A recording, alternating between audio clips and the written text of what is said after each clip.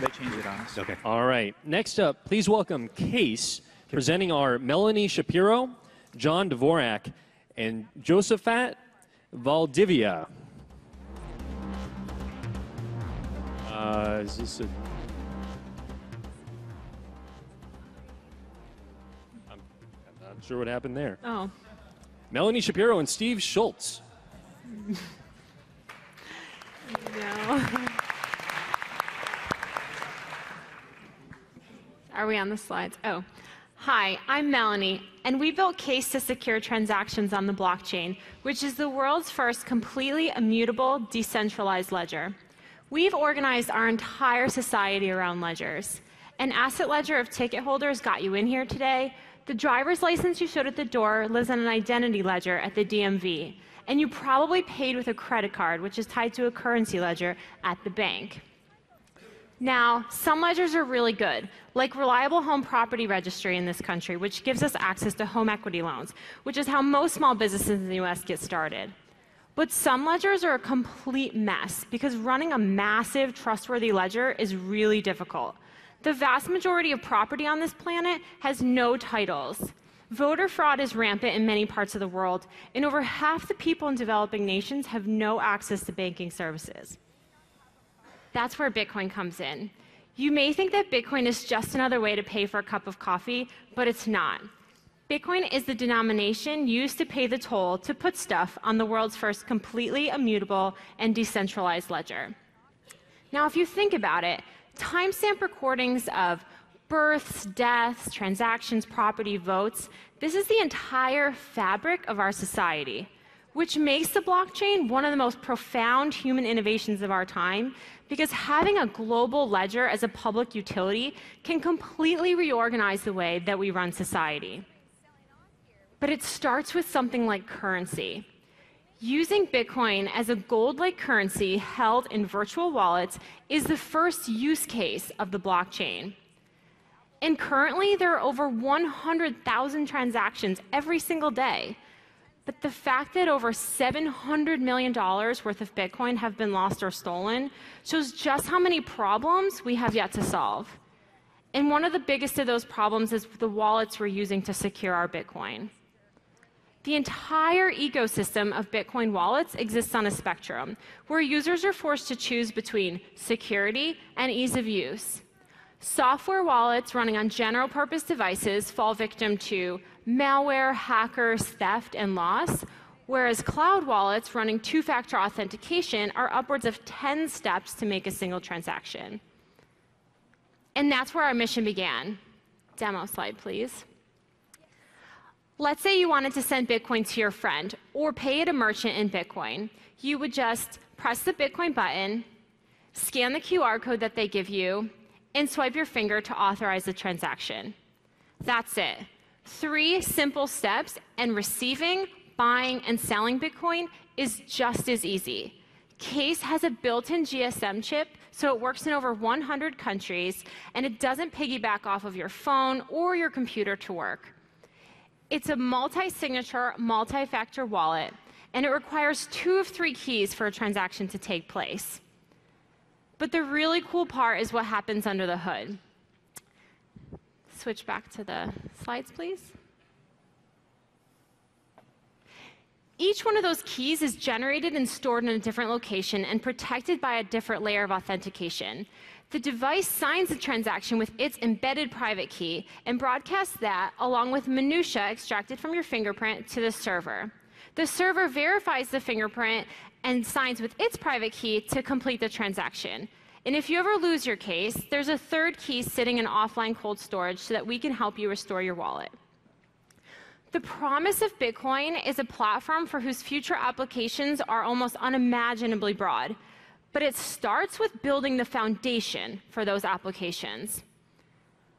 And as more important assets like identity and property make their way to the blockchain, having a completely secure way to store and transfer those assets becomes of paramount importance.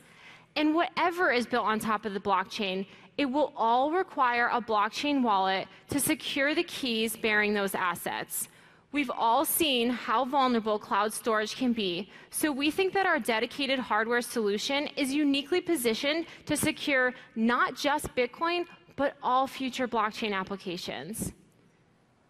Our team has taken Case from conceptual design to breadboard prototype to finally manufacturing small batches of devices. That same team is run by 2 repeat founders, has pioneered aerial oblique imaging, built cryptography systems for the Israeli Defense Forces, and worked on low-level embedded firmware at Tesla. Our manufacturing partner is right down the road, so we're intimately involved in the manufacturing process. To achieve wider adoption of Case, we're excited about the partnerships we're building with cloud-based wallets, Bitcoin exchanges, and other financial service businesses so that we can offer a secure, compatible hardware to their pre-existing solutions. But today, what we're most excited about is announcing the pre-sale of 1,000 individually numbered Case wallets. Each one includes unlimited global transactions in over 100 countries.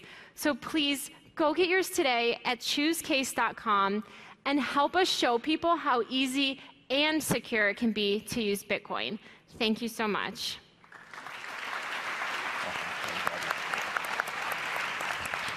All right. Judges. How much does it cost?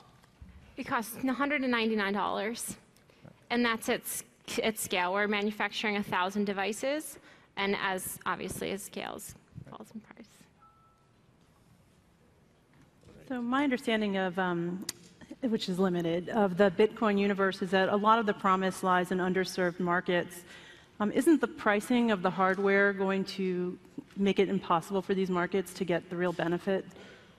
So I think as the community evolves, the form factor of the device evolves as well. So right now we're selling to consumers, and most of the interest we've been getting is in the United States, where obviously the price point is not as big of an issue. But also we're targeting institutional partnerships as well. So I think that the price point for a security device is accurate right now. However, the reason I got into Bitcoin in the first place was for the social impact. So I do believe that our proprietary technology could eventually make its way into general purpose devices that could be useful in places like Africa, because in places like that, there are more people with cell phones than with toilets. And if you could give them the empowerment of being financially represented by just having a cell phone, I think that's really a wonderful thing. I'd love to hear more about the genesis of the idea and how you said, this is what I want to do. Sure. Well, I first developed the idea because I was a victim of Bitcoin hacking. So that's how this started. And I first learned about Bitcoin when I was doing my PhD in consumer behavior, and I was doing my data collection with Microsoft. And a lot of the conversations I was having was centered around this thing called Bitcoin. But some of the biggest problems were security and ease of use. And how do you solve these problems? These are problems you have to solve before the community can evolve. So I wanted to build something that wouldn't scare off your consumer.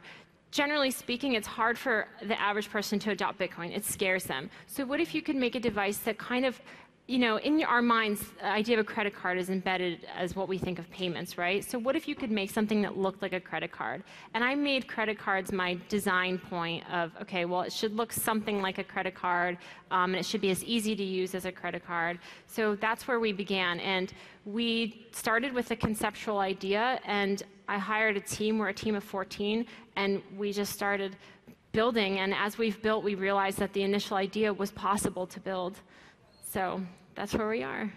How do you think about your solution versus like some of the better funded, further ahead at least wallets out there that all say the only real secure way to store Bitcoin is in cold storage, disconnected from the internet, and then they have their sort of intermediary way of letting you sell and receive Bitcoin? So how do you look at them and your solution today?